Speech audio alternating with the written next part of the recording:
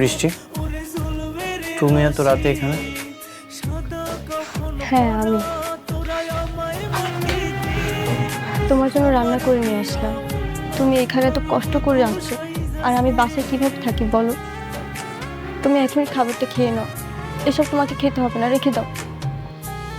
এগুলোর কোনো দরকার নেই, আমি রান্না করতে পারি।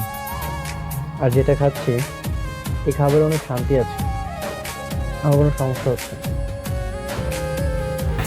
আমি এত ভালোবেসে তোমার জন্য নিজ হাতে রান্না করে নিয়ে এসেছি, আর তুমি খাবে না?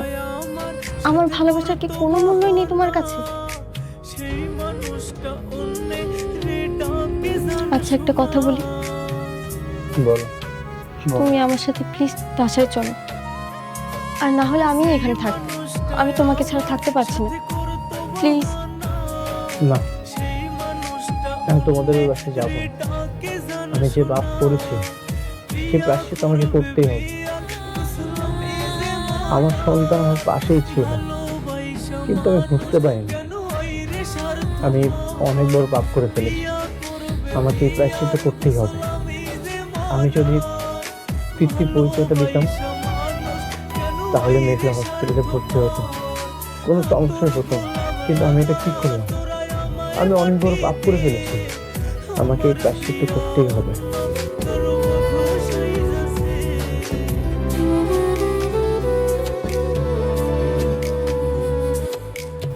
অনেক একটা কথা জিজ্ঞেস করি।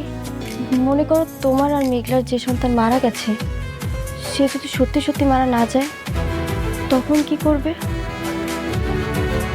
যেটা হবে না সেটা বলে তো কোনো লাভ নেই। না, এরকম তো অনেক সময় হয়, তাই না? এই যে আমরা সিনেমায় দেখি, অনেক সময় বাচ্চা চুরি করে ফেলে হাসপাতাল থেকে, একজনের বাচ্চা আরেকজনের কাছে দেয়।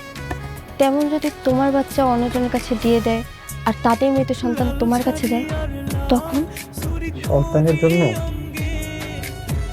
আমি দিনের পর দিন পাগল হয়ে যাচ্ছি।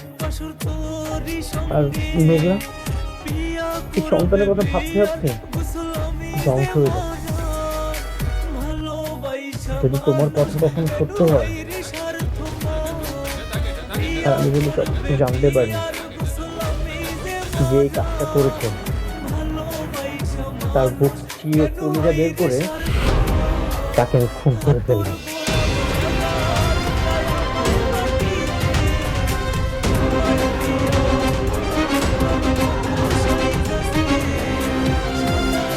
বৃষ্টি, তুমি এখান থেকে চলো।